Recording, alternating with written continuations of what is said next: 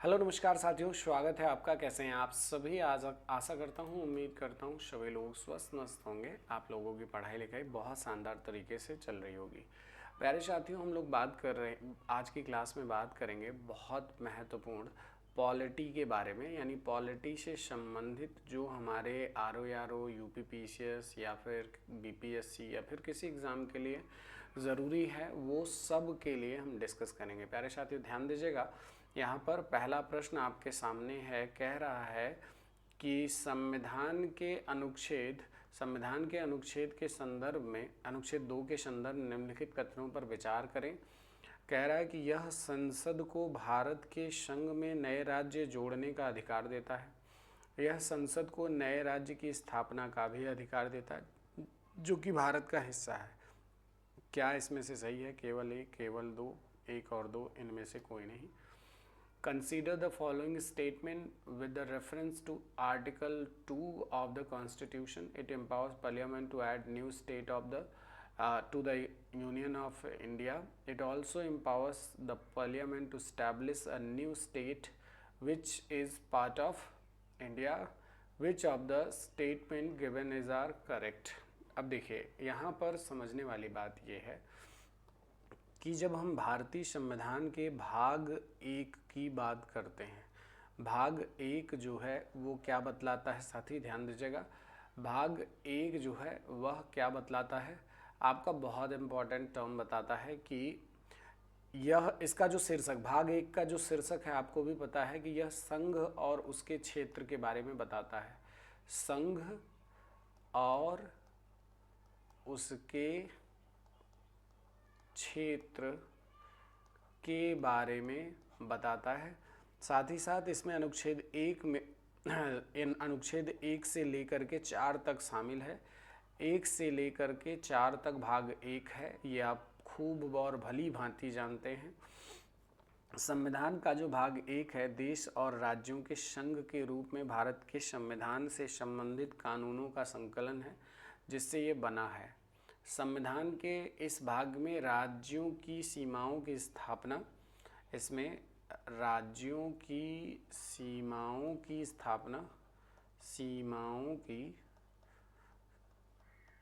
स्थापना, ये important point है, इसको ज़रूर लिखिएगा। स्थापना, साथ ही साथ ध्यान दीजिएगा, स्थापना के साथ साथ उनका जो नामकरण है इसके बारे में भी ये भाग बताता है। और यहीं पर उसका विलय, एक राज्य से दूसरे राज्य में विलय, ठीक है। साथ ही साथ उसमें परिवर्तन के सभी कानून प्रदान करता है। यानी किसी भी प्रकार के इनमें से कोई भी काम रहे, जैसे स्थापना, नए राज्य की स्थापना, नया नामकरण, उसका विलय, उसके में कुछ परिवर्तन करना है, इन सभी के बारे में शक्तियाँ प्रदान करता है।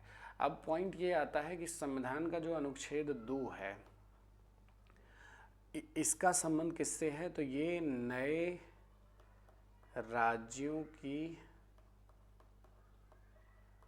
राज्यों की स्थापना से संबंधित है। किससे? स्थापना, या फिर आप कह सकते हैं कि प्रवेश से संबंधित है। नए राज्यों की स्थापना या प्रवेश दोनों से संबंधित है। ये बहुत इंपॉर्टेंट हो जाता है, ध्यान से समझें। अगर अनुच्छेद 2 को देखें तो संसद विधि द्वारा ऐसे निबंधनों और शर्तों पर जो वो ठीक समझे, कौन? संसद, संघ में नए राज्यों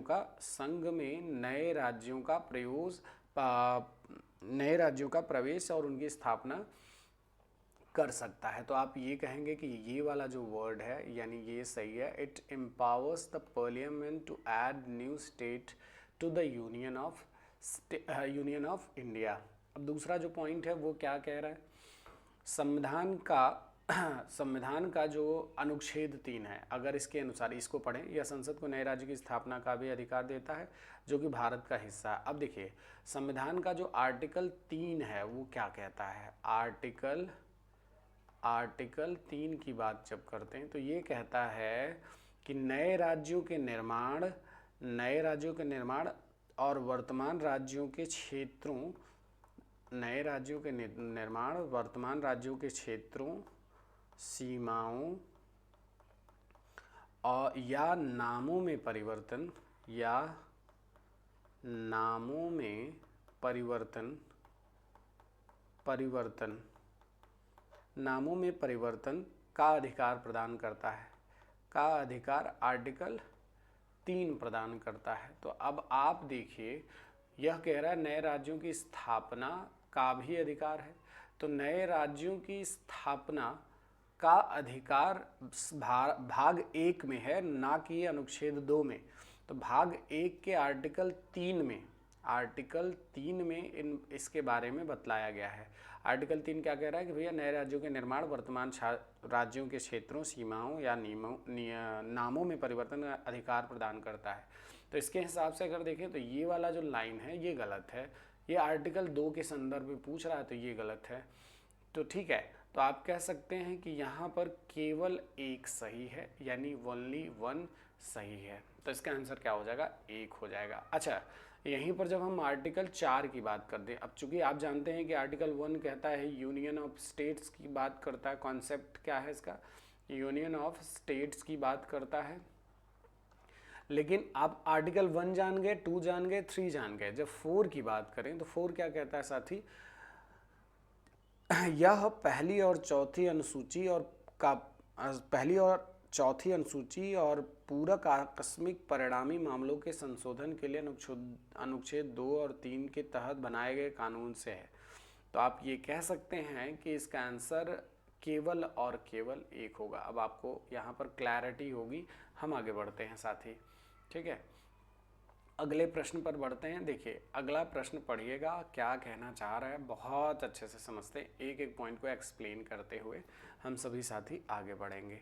प्यारे साथी, अगला प्रश्न कह रहा है कि भारतीय संघ प्रांतों के मध्य समझौते का परिणाम नहीं है। किसी भी राज्य को संघ से अलग होने का अधिकार नहीं है। भारत के संघ में केंद्र शासित प्रदेश शामिल नहीं है। इन सभी चीज़ों को समझते हैं एक एक करके। केवल 1-2 सही है, केवल 2-3 सही है, 1-2-3 उपयुक्त में से कोई नहीं। ध्यान दीजिएगा, जैसे अगर हम संविधान के अनुच्छेद 1 की बात करें तो भारत जो है, भारत राज्यों का संघ है। भारत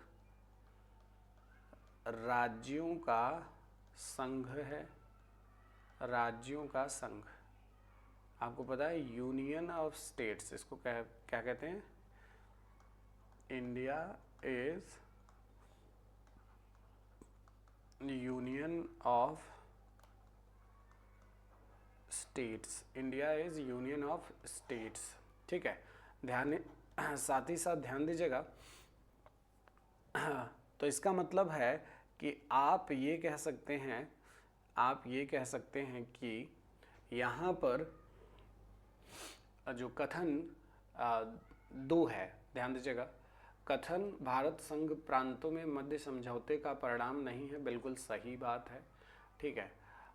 किसी भी राज्य को संघ से अलग होने का अधिकार नहीं है, तो ये भी सही बात है। भारत में संघ में केंद्र शासित प्रदेश शामिल नहीं है। ये थोड़ा सा समझने की कोशिश करिएगा। यहाँ पर यह तीनों की तीनों बातें सही हैं। अब देखिए, संविधान का अनुच्छेद 3 संसद को नए राज्य बनाने का अधिकार देता है, ये बात तो आपको पता है। यह संघ को क्षेत्रीय आकांक्षाओं को विकसित करने तथा और उसकी प्रतिक्रिया देने की अनुमति देता है जब एक नया राज्य बनता है। संविधान के अनुसूची 1 और अनुसूची 4 में जो संशोधन प्रक्रिया है उसके माध्यम से ये कार्य किया जाता है, उस संशोधन प्रक्रिया के माध्यम से, ठीक है। तो अनुसूची 1 में राज्यों और केंद्र शासित प्रदेशों की जो सूची शामिल है, जबकि जो अनुसूची 4 में राज्यसभा में सीटों का आवंटन का प्रावधान है। राज्यसभा में सीटों का आवंटन प्रत्येक राज्य की जनसंख्या के आधार पर किया जाता है। तो इस हिसाब से आप ये भी कह सकते हैं कि ये सही है। मतलब इनमें अगर विचार करें तो सारी बातें सही है, ठीक है, सारी की सारी बातें सही है, ठीक है। तो जब हम आगे बढ़ते हैं, इसका आंसर क्या हो जाएगा आपका? सी। यहाँ पर इसका आंसर क्या हो जाएगा आपका सी। अगला प्रश्न हम जब देखते हैं साथी, ध्यान दीजिएगा, अगला प्रश्न जब हम देखते हैं कह रहा है कि जिस व्यक्ति, ये नागरिकता से संबंधित प्रावधान है, थोड़ा सा इसको समझिएगा सभी साथी। नागरिकता से संबंधित जो यहाँ पर कॉन्सेप्ट है उसके बारे में है कि कह रहा है कि जिस व्यक्ति का जन्म भारत में हुआ है उसे स्वतः भारत का नागरिकता प्राप्त हो जाएगा। बताइए ज़रा, क्या ये बात सही है? तो आप कहोगे बिल्कुल। वे स्त्रियां जो भारतीय नागरिकों के साथ विवाह करती हैं उन्हें स्वतः भारतीय नागरिकता प्राप्त हो जाएगी, भारत की नागरिकता प्राप्त हो जाएगी। अब देखिए, अगर ये बात 2019 के पहले की होती तो ये बात कह देते आप, यहाँ पर आप कह देते कि हाँ सर ये बात सही है, ये बात सही है कि इसके हिसाब से दोनों बातें सही है, यानी एक और दो दोनों सही है। अब थोड़ा सा हम जब नागरिकता की बात कर रहे हैं तो यहाँ पर कुछ पॉइंट्स आपको समझना चाहिए नागरिकता से संबंधित कुछ तथ्यों के बारे में। जैसे सबसे पहले संविधान के भाग 2 में इसके बारे में बतलाया गया है, ये बात आप सभी जानते हैं। यानी भाग 2 में, भारत के संविधान भाग 2 में इसके बारे में डिस्कशन किया गया है। और साथ ही साथ इसमें आपको पता है कि अनुच्छेद 5 से लेकर 11 तक, आर्टिकल 5 से लेकर 11 तक इसके बारे में डिस्कशन किया गया है। अब समझने वाली जो बात है वो ये है कि हमारे संविधान में किसको नागरिकता दी जानी चाहिए, कैसे दी गई है, इन सभी तथ्यों को। जैसे देखिए, अगर कोई व्यक्ति 26 जनवरी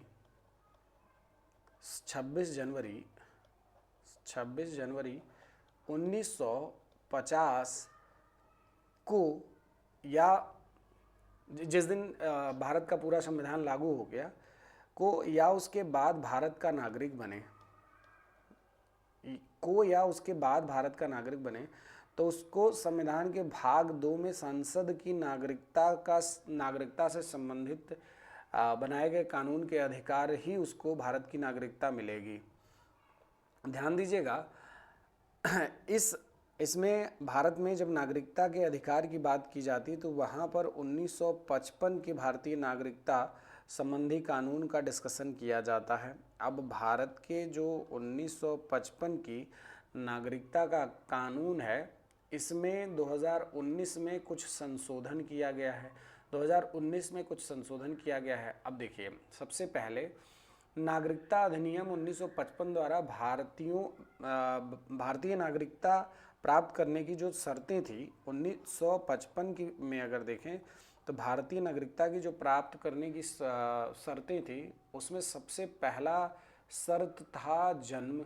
ठीक है, जन्म से, यानी अगर आप भारत संविधान लागू होने के समय यानी 26 जनवरी 1950 या उसके बाद भारत में जन्मा हो तो जन्म से भारतीय होगा, जन्म से भारतीय नागरिक होगा। भारत में यह कार्यरत विदेशी राजनयिकों और शत्रु देश के बच्चों को भारतीय नागरिकता अर्जित करने का अधिकार नहीं देता, ये भी ध्यान दीजिएगा। भारत में 1 जुलाई 1947 के बाद जन्मा कोई व्यक्ति तभी भारत का नागरिक माना जाएगा यदि उसके जन्म के समय उसके माता पिता में से कोई एक भारतीय नागरिक हो। तो इस हिसाब से आप ये कह सकते हैं कि जिस व्यक्ति का जन्म भारत में हुआ है उसे स्वतः भारतीय नागरिक कहा जाएगा क्या? तो आप कहोगे सर ये तब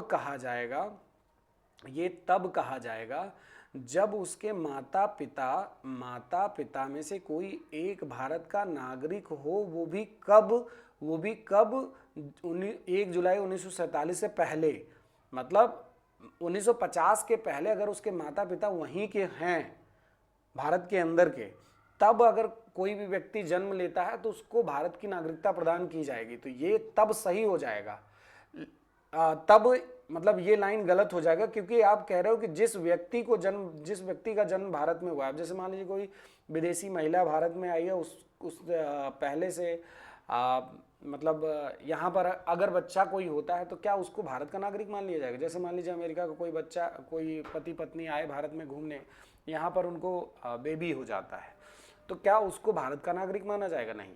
उसके पीछे के कॉन्सेप्ट हैं, माता पिता का यहाँ का होना हो जरूरी है। तो ये लाइन तो गलत हो गई, ये लाइन इस लिहाज से गलत हो गई। अब देखिए, अब दूसरा यहाँ पर भारत में जो एक तो हो गया जन्म से, और जन्म में भी कंडीशन माँ बाप में से कोई एक का कंडीशन रख दिया गया। दूसरा होता है वंश से, दूसरा वंश के आधार पर, 1955 की बात कर रहे हैं। वंश के आधार पर अगर देखें तो वंश के आधार पर कोई व्यक्ति जो 26 जनवरी 1950 को या उसके बाद लेकिन 10 दिसंबर 1992 से पहले, यानी 26 जनवरी 1950 को या उसके बाद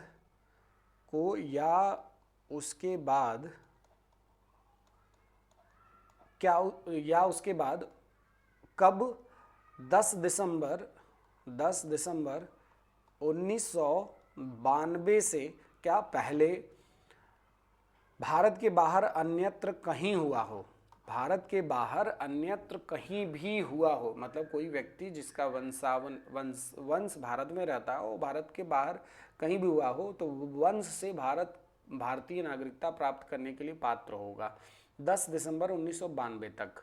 ठीक है, यदि उसके जन्म के समय उसके पिता के पास भारतीय नागरिकता हो तब 26 जनवरी 1950 से 10 दिसंबर 1992 के बीच में उसके पिता को भारत की नागरिकता प्राप्त हो तब। ठीक है, अब इसके बाद अगर देखें ये तो हो गया दूसरा, मतलब वंश के आधार पर, जन्म के आधार पर। इसके बाद होता है पंजीकरण के आधार पर। किस पर बेटा? पंजीकरण यानी रजिस्ट्रेशन के आधार पर। पंजीकरण, अब पंजीकरण के आधार पर अगर हम बात करते हैं तो केंद्र सरकार के पास नागरिकता हेतु आवेदन करके कोई व्यक्ति नागरिकता प्राप्त कर सकता है यदि वह अवैध प्रवासी नहीं है तो, मतलब अगर कोई अवैध प्रवासी नहीं है तो वह भारत की नागरिकता प्राप्त कर सकता है, लेकिन उसके लिए उसे केंद्र सरकार द्वारा निर्धारित कुछ शर्तों का पालन करना अनिवार्य है। वह व्यक्ति जिसने भारतीय नागरिक से विवाह किया हो और पंजीकरण के लिए प्रार्थना पत्र देने से पूर्व 7 वर्ष वह भारत में रह चुका हो। ये 1955 की बात कर रहे हैं, 2019 वाला अभी आगे बात करेंगे।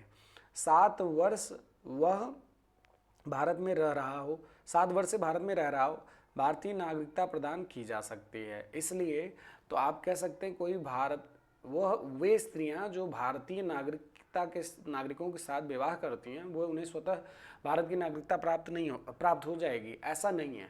इसके लिए भी कंडीशन है, वह 7 वर्ष से यहीं रह रहा हो या रह रही हो। ठीक है, 7 वर्ष से यहीं पर रह रहा हो या रह रही हो, कंडीशन है। ठीक है, अब इसके बाद 3 स्थितियां हो गई आपका, एक वंश के आधार पर, एक पंजीकरण, एक जन्म के आधार पर, और एक कंडीशन होता है क्या? और एक कंडीशन होता है आपका जैसे प्राकृतिक रूप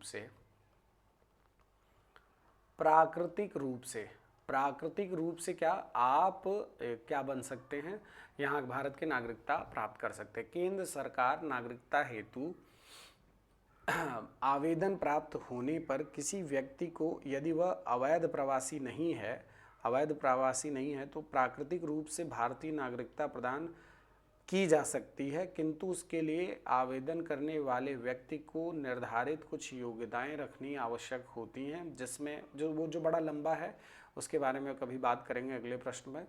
उसके बाद जैसे प्राकृतिक रूप से हो गया, फिर क्षेत्र के आधार पर। ठीक है, कैसे? क्षेत्र के आधार पर भी नागरिकता प्रदान की जा सकती है। क्षेत्र के आधार पर मतलब भारत सरकार किसी अन्य देश के भाग को भारत में शामिल कर ले, किसी अन्य देश जैसे मान लीजिए बांग्लादेश को अपने शामिल कर ले, उस क्षेत्र में निवास करने वाले नागरिकों को भारत की नागरिकता प्रदान की जाएगी, मतलब मिल सकती है उस हिसाब से। ठीक है, तो आप इस लिहाज से कहेंगे कि देखिए ऐसे तो फिर ये कोई नहीं सही है, तो आप बिल्कुल कहेंगे कि यस दोनों नहीं सही है, मतलब ना तो एक सही है और ना ही दो, क्योंकि जन्म के समय की बात की जाती है तो इसमें भी कंडीशन है कि माँ बाप में से कोई एक भारत का नागरिक पहले से हो। वे स्त्रियां जो भारत के नागरिक विवाह करती हैं उसमें भी कंडीशन है कि 7 साल से यहाँ रह रहा हो। तो यहाँ पर इसका आंसर क्या हो जाएगा आपका, डी हो जाएगा। चलिए अगला क्वेश्चन है, अगला क्वेश्चन कह रहा है साथी, अगला क्वेश्चन कह रहा है भारतीय संविधान के अनुच्छेद 14 के बारे में निम्नलिखित कथनों पर विचार करें। ध्यान दीजिएगा, हाँ, भारतीय संविधान के निम्नलिखित कथनों पर विचार करें। किसी भी व्यक्ति के पक्ष में कोई विशेषाधिकार नहीं है। कोई भी व्यक्ति अमीर या गरीब, अधिकारिक या गैर अधिकारिक कानून से ऊपर नहीं है। यह कानून द्वारा व्यक्तियों की उचित वर्गीकरण को अनुमति देता है। केवल 1 2 2 3 1 3 1 2 3। प्रश्न बड़ा अच्छा सा है, ठीक है। ध्यान दीजिएगा, मौलिक अधिकारों के बारे में जब बात कर रहे हों तो बहुत अच्छे कॉन्सेप्ट इससे बनते हैं। देखिए, जब आप मौलिक अधिकारों की बात कर रहे हों तो वहाँ पर सबसे पहले तो आपको ये पता होना चाहिए कि मौलिक अधिकारों के बारे में भारत के संविधान भाग 3 में बतलाया गया है। किसमें? भाग 3 में बतलाया गया है। अब अगर मौलिक अधिकारों की जब बात करते हैं तो भारतीय संविधान के भाग 3 में अनुच्छेद 12 से 35 लेकर के 12 से 35 तक, क्योंकि 5 से 11 आपका क्या हो जाता है, नागरिकता होता है, 1 से 4 आपका संघ राज्य क्षेत्र, ठीक है। इसकी बात भाग 3 में बतलाया गया है, क्या? नागरिकों को अलग अलग अधिकार दिए गए हैं। ध्यान दीजिएगा, अगर हम कहें कि किसी भी व्यक्ति के पक्ष में कोई विशेष विशेषाधिकार नहीं है तो ये बात एकदम करेक्ट है, कोई दिक्कत नहीं है। कोई व्यक्ति अमीर या गरीब, आधिकारिक या गैर आधिकारिक कानून से ऊपर नहीं है, बिल्कुल सही है। यह कानून द्वारा व्यक्तियों के उचित वर्गीकरण की अनुमति देता है। तो एवरी वन मतलब सब सही है, यहाँ पर सभी के सभी सही हैं। देखिए, जब स्पेशली जब अनुच्छेद 14 की बात करें तो अनुच्छेद 14 जो कहता है उसके अनुसार कानून की नज़र में ना कोई भी व्यक्ति कानून की नज़र में सभी लोगों के साथ समान व्यवहार का प्रावधान ये करता है। इस प्रावधान में कहा गया है अनुच्छेद 14 में कि कानून के समक्ष सभी नागरिकों के साथ समान व्यवहार किया जाएगा, अर्थात किसी व्यक्ति के पक्ष में कोई विशेष अधिकार नहीं है। तो ये बात एकदम सही आपको दिख गया, ठीक है। वहीं पर अनुच्छेद 14 ये भी प्रावधान करता है कि देश का जो कानून है सभी की समान रूप से रक्षा करेगा, तो कोई भी व्यक्ति अमीर, गरीब, अधिकारिक, गैर अधिकारिक का कोई कॉन्सेप्ट ही नहीं है। तो ये वाली लाइन भी सही है, सभी का समान रूप से रक्षा करेगा। और वहीं पर जब आपसे बात करें अनुच्छेद जो 14 का वर्गीकरण किया गया, और तो इसमें कहा गया है कि जब तक कि यह उचित है कि यह वर्ग विधान का निषेध करता है, लोगों के समूहों का वर्गीकरण उचित माना जाता है। जब वर्गीकरण बोधगम्य अंतर पर आधारित है तो व्यक्तियों या चीज़ों का अलग तरीके से व्यक्त किया जाता है जिन्हें समूह से बाहर रखा गया है। अधिनियम के उद्देश्य के साथ इसका तर्कसंगत संबंध हो, ठीक है। तो ये आप जो तीसरी लाइन बात कर रहे हैं ना, तीनों बातें सही हैं। तो यहाँ पर आपका डी क्या हो जाएगा, सही जवाब हो जाएगा। डी क्या हो जाएगा, सही जवाब हो जाएगा। अगला प्रश्न है साथी, गौर करिएगा। अगला प्रश्न कह रहा है दिए गए मौलिक अधिकारों में से कौन सा भारतीय नागरिकों के लिए विशेष रूप से उपलब्ध है?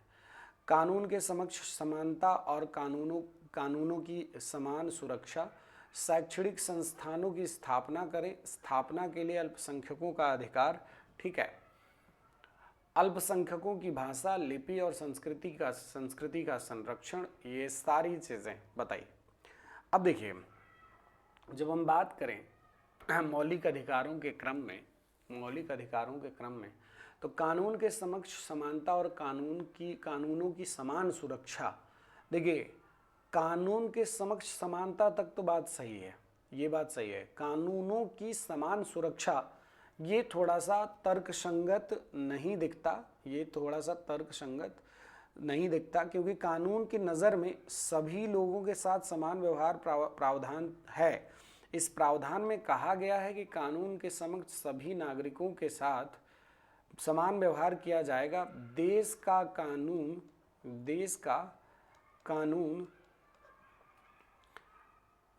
कानून सभी को समान रूप से रक्षा करेगा।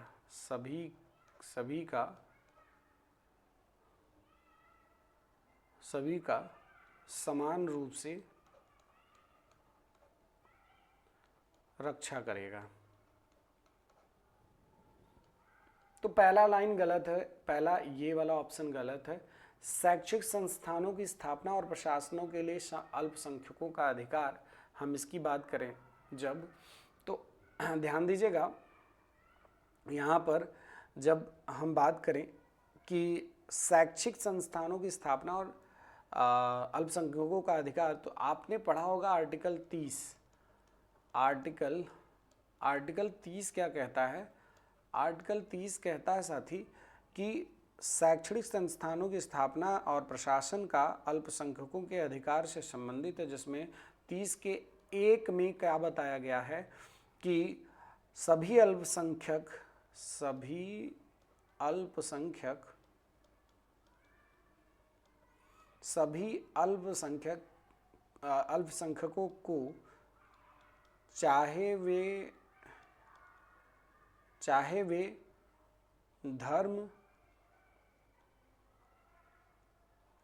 धर्म या भाषा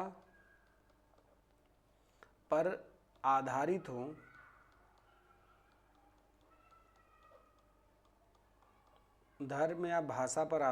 अपनी पसंद के शिक्षण के संस्थानों में अपनी पसंद के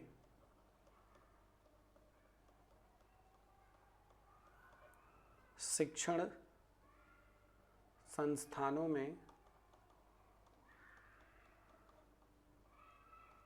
संस्थानों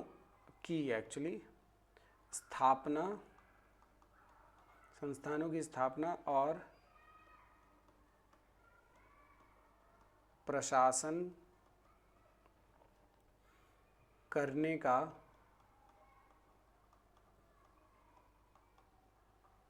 अधिकार होगा।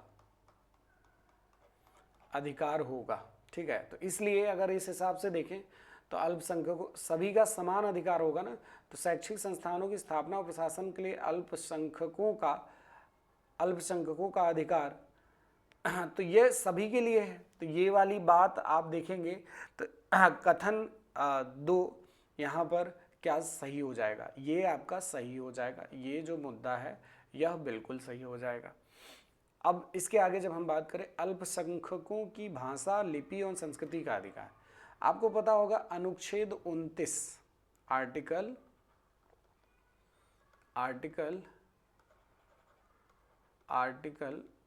29 का 1, आर्टिकल 29 का 1 क्या कहता है साथी?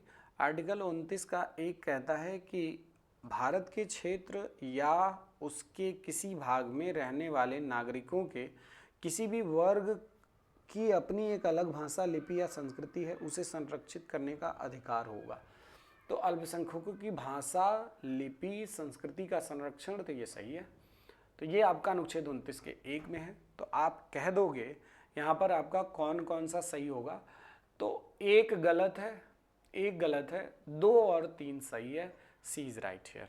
ठीक है, यानी आप कह सकते हैं right of minorities to establish and administer educational institution, protection of language, script and culture of minorities. ठीक है, तो ये बात आपकी सही हो जाएगी, यहाँ पर इसमें कोई दिक्कत नहीं है। कोई डाउट होगा तो प्लीज़ पूछिएगा। चलिए, तो यहाँ पर आपका क्या हो जाएगा साथी? 2 और 3 सही हो जाएगा। 2 और 3 सही जवाब हो जाएगा। अगला प्रश्न कह रहा है अनुच्छेद 13 के कानून के संदर्भ में निम्नलिखित कथनों पर विचार करें। स्थायी कानून केवल सांसद द्वारा अधिनियमित किए जाते हैं, अस्थायी कानून केवल राष्ट्रपति द्वारा किए जाते हैं। ऊपर दिए गए कथनों में से कौन सा गलत है? It is asking about which one is wrong actually. तो आप ध्यान दीजिएगा, हम जब बात करते हैं किसकी, अनुच्छेद 13 की, तो यहाँ पर मौलिक अधिकारों से संबंधित कुछ तथ्य हैं, जैसे मूल अधिकारों से असंगत या उनकी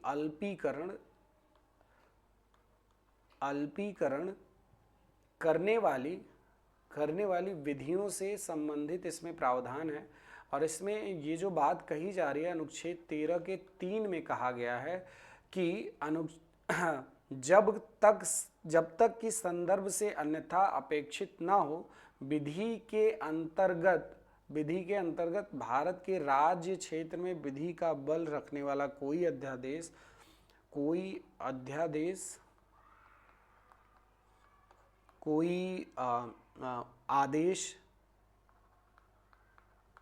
आदेश, कोई उपविधि और कोई नियम,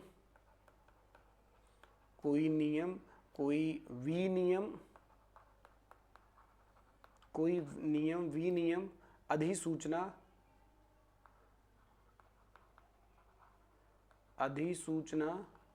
रूढ़ी या प्रथा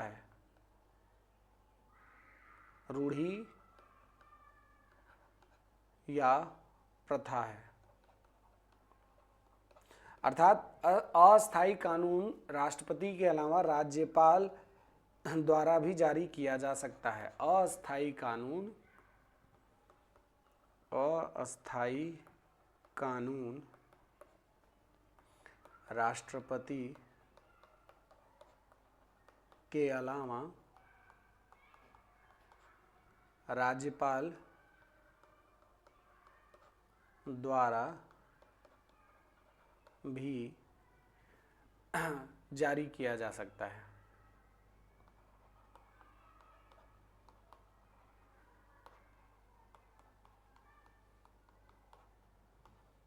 ठीक है, तो ये भी एक मुद्दा है, ठीक है। तो आप ये कह सकते हैं कि इसके हिसाब से आप कह सकते हैं कि अस्थायी कानून केवल राष्ट्रपति जारी कर सकता है, तो ये गलत हो गया। अब देखिए अगला पॉइंट क्या है, स्थायी कानून केवल संसद द्वारा अधिनियमित किया जाए। अब इसके बारे में अगर आप पढ़ें तो अनुच्छेद 13 का 3 जो है ना, ये और भी बातें बतलाता है। क्या बतलाता है कि प्रवृत्त विधि के अंतर्गत भारत के राज्य क्षेत्र में किसी विधानमंडल या अन्य सक्षम प्राधिकारी द्वारा इस संविधान के प्रारंभ से पहले पारित या बनाई गई विधि जो पहले से निरसित नहीं कर दी गई है, चाहे ऐसी कोई विधि या उसका कोई भाग उस समय पूर्णतया विशिष्ट क्षेत्रों में प्रवर्तन में नहीं है। यानी संसद के अलावा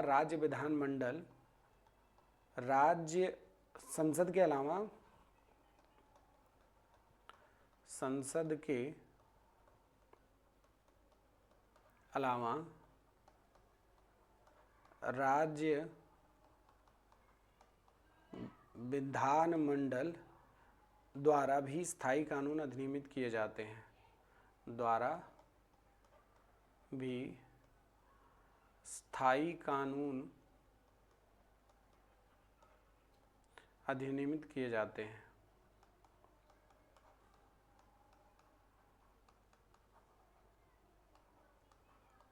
अधिनियमित किए जाते हैं।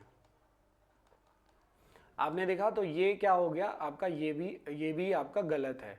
तो यहाँ पर आप कह सकते हैं एक और दो दोनों ही गलत हैं। ठीक है, एक और दो दोनों ही गलत हैं। सी इज राइट हियर।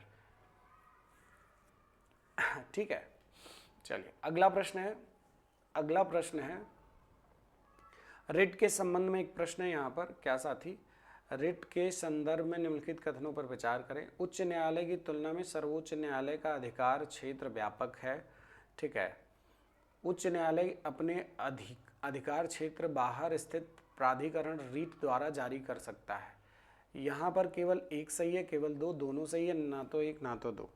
देखिए अब सबसे पहले तो आप ये जानिए कि रिट्स क्या होते हैं। रिट्स क्या होते हैं, ये बहुत इंपॉर्टेंट प्रश्न है। देखिए, रिट उच्चतम न्यायालय या उच्च न्यायालय का एक लिखित आदेश होता है। यह हाई कोर्ट या सुप्रीम कोर्ट का एक लिखित आदेश होता है। आदेश होता है, ठीक है, जिसमें क्या भारतीय नागरिकों को उनके मौलिक अधिकारों के उल्लंघन के खिलाफ संवैधानिक उपचार का आदेश देता है। मौलिक अधिकारों के उल्लंघन के खिलाफ संवैधानिक उपचार का आदेश देता है।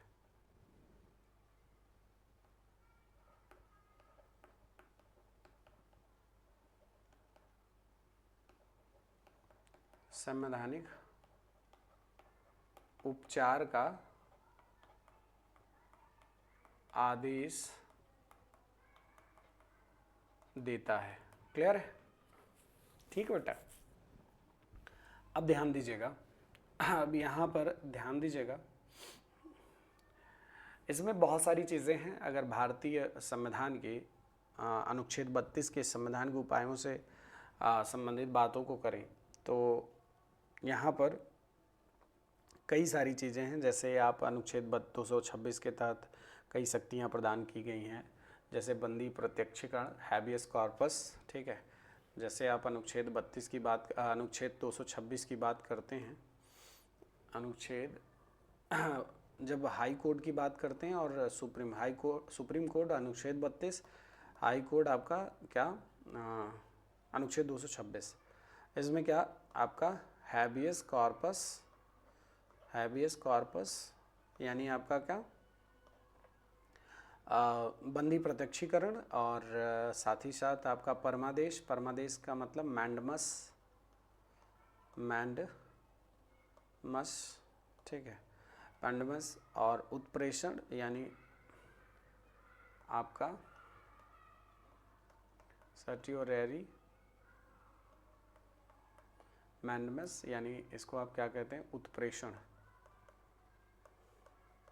ठीक है, उत्प्रेषण। अधिकार प्रेक्षा क्वा वारंटो, ठीक है, यहीं पर आपका अधिकार प्रेक्षा, ये पूछा गया प्रश्न है। अधिकार प्रेक्षा क्या, जैसे हम क्या कहते हैं,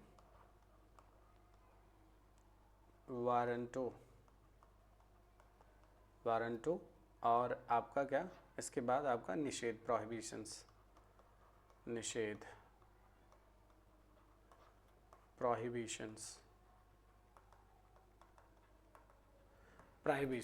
ठीक है। तो ये भी इसके पार्ट हैं, ध्यान दीजिएगा। एक बात ध्यान दीजिएगा, अनुच्छेद 32 के तहत किसी भी मौलिक अधिकार को लागू करने के लिए एक उपयुक्त रिट जारी करना सर्वोच्च न्यायालय का कर्तव्य है। किसी अन्य उद्देश्य के लिए एक सामान्य कानूनी अधिकार के प्रवर्तन को संदर्भ करता है। इसका तात्पर्य है कि उच्च न्यायालय का रिट क्षेत्राधिकार उच्चतम न्यायालय की तुलना में व्यापक है। तो आप इस हिसाब से कह सकते हैं कि ये जो पॉइंट है, उच्च न्यायालय की तुलना में सर्वोच्च न्यायालय का अधिकार क्षेत्र व्यापक है, तो आप कहेंगे कि कथन एक जो उच्चतम न्यायालय की सर्वोच्च न्यायालय का अधिकार क्षेत्र व्यापक, एक सेकेंड, क्या लिखा है, उच्च न्यायालय की तुलना में सर्वोच्च न्यायालय का अधिकार क्षेत्र व्यापक है।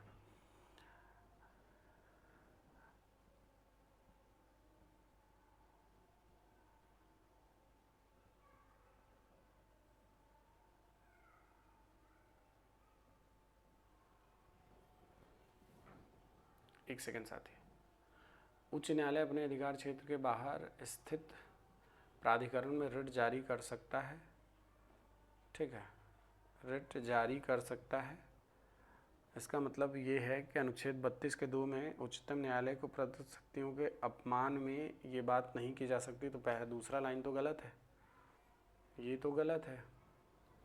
उच्च न्यायालय की तुलना में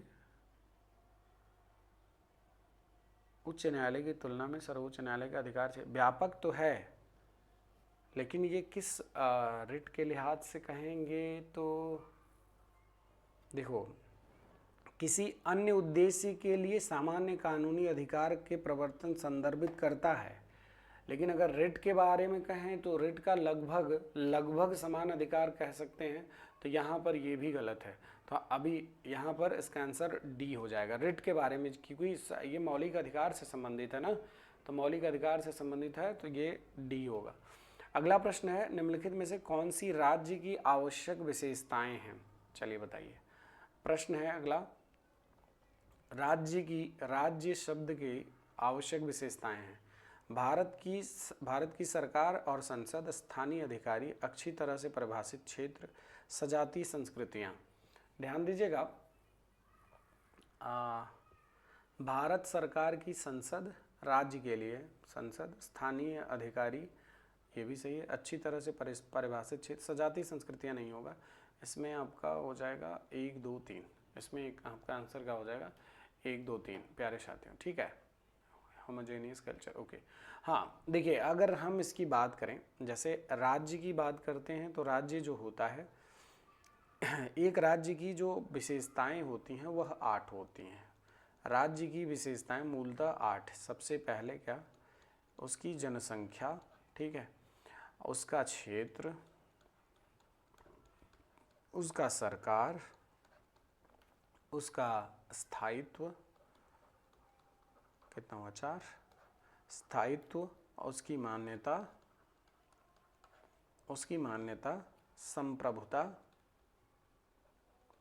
संप्रभुता, ठीक है, कराधान,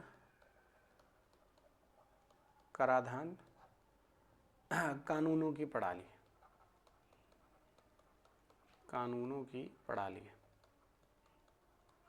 ठीक है, कानूनों की प्रणाली, ठीक है बेटा। तो ये राज्य की एक मतलब क्या विशेषता होती है। एक राज्य लोगों का एक समूह है जो भूमि के एक निश्चित क्षेत्र में निवास करते हैं। उनके पास आमतौर पर संगठित सरकार होती है जो किसी भी बाहरी नियंत्रण से मुक्त होती है। सरकार के पास आमतौर पर एक निश्चित बल होता है जो नागरिकों की आज्ञाकारिता सुनिश्चित करता है, जिसमें कई ताकतें और जो उनकी ताकत और संप्रभुता को सुरक्षित करता है, ठीक है। तो यहाँ पर इसमें एक्सप्लेन करने को एक शब्द एक्सप्लेन किया जा सकता है कि जनसंख्या का मतलब क्या होता है। जनसंख्या के बिना किसी राज्य की अस्तित्व नहीं माना जाता। वहीं पर क्षेत्र की बात करें तो ऐसा कोई राज्य नहीं जिसका कोई विशेष क्षेत्र ना हो, ठीक है। सरकार की बात करें, सरकार एक निकाय है, ये एक प्रणाली या आप एक कह सकते हैं प्रणाली है जिससे जनसंख्या की शांति सुरक्षा को स्थापित करने के लिए रखा जाता है। वहीं पर स्थायित्व जो है, परमानेंसी की जो बात की जा रही है, राज्य हमेशा स्थायी होता है चाहे सरकार कोई भी हो, ठीक है। वहीं पर मान्यता जो है, मान्यता का मतलब रिकॉग्निशन, जिस क्षेत्र को यह राज्य कहा जाता है उसे अन्य राज्यों और सभी मौजूदा अंतर्राष्ट्रीय संगठनों द्वारा मान्यता प्राप्त होनी चाहिए, ठीक है। संप्रभुता, सॉवरेनिटी बहुत इंपॉर्टेंट शब्द है। संप्रभुता की बात जब करते हैं तो उन आवश्यक कारकों में से यह होता है जो राज्य को एक वास्तविक कानूनी राज्य बनाते हैं, ठीक है। ये किसी भी बाहरी प्रभाव को बिना अपने सभी क्षेत्रों के पूर्ण नियंत्रण में रखने के लिए राज्य की पूरी क्षमता होती है। संप्रभुता के बिना एक राज्य केवल एक उपनिवेश से ज़्यादा कुछ नहीं होता, ठीक है। जैसे कराधान की बात करें, आधुनिक समाज में एक राज्य में कराधान लोगों से धन के साथ जो उनकी पोषण की स्थिति है, कराधान के बदले राज्य नागरिकों की रक्षा करता है, उनकी ज़रूरतों को, निजी ज़रूरतों को पूरा करता है। वहीं पर कानूनों की प्रणाली, जो सिस्टम ऑफ लॉज और भी चीज़ें, ठीक है। तो ये सारी चीज़ें अगर आप कानूनों की प्रणाली की बात करें तो कानून की प्रणाली राज्य द्वारा स्थापित और स्वीकृत मानदंडों की एक प्रणाली होती है।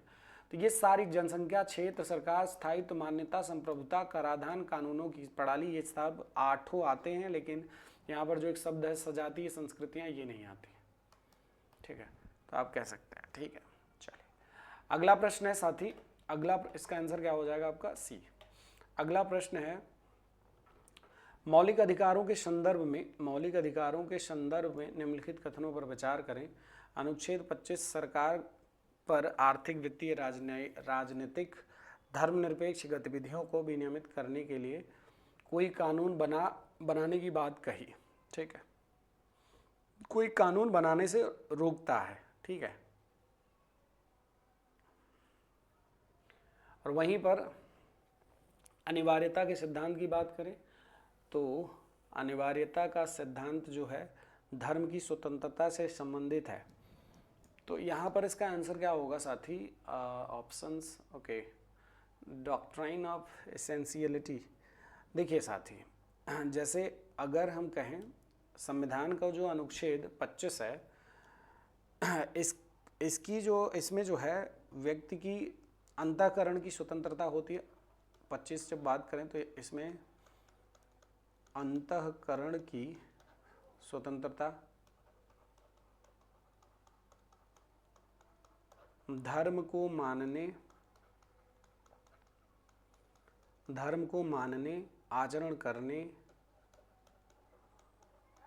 आचरण करने और प्रचार करने की स्वतंत्रता गारंटी देता है।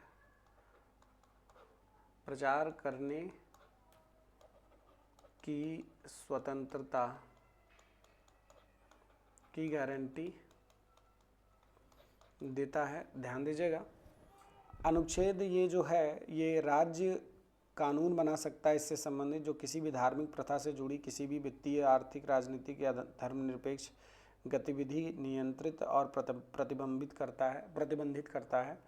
ठीक है, सामाजिक कल्याण और सुधार हिंदुओं के सभी वर्गों और सार्वजनिक चरित्र के हिंदू धार्मिक संस्थानों को खोलने का प्रावधान करता है। इस प्रावधान के तहत हिंदुओं को सिख, जैन, बौद्ध धर्मों को मानने वाले लोगों के रूप में माना जाता है और हिंदू संस्थानों को भी तदनुसार माना जाएगा। कृपाण धारण करने वाले सिख धर्म के लोगों को सिख धर्म के पेशे में शामिल माना जाएगा।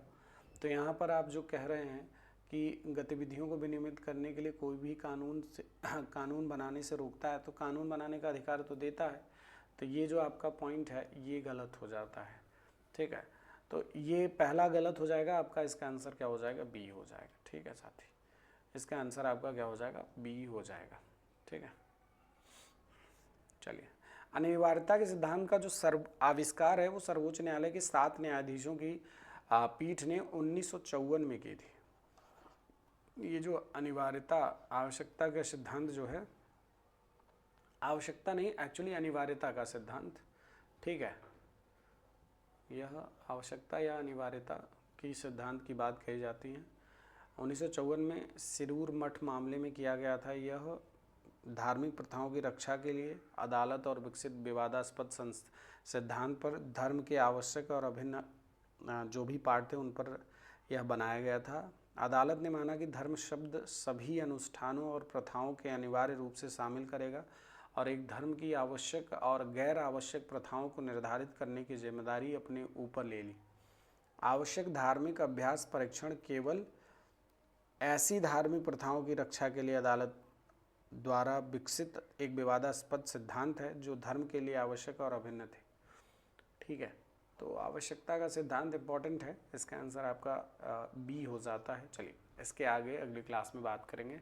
That is all for today. मिलते हैं अगली क्लास में। जय हिंद, नमस्कार।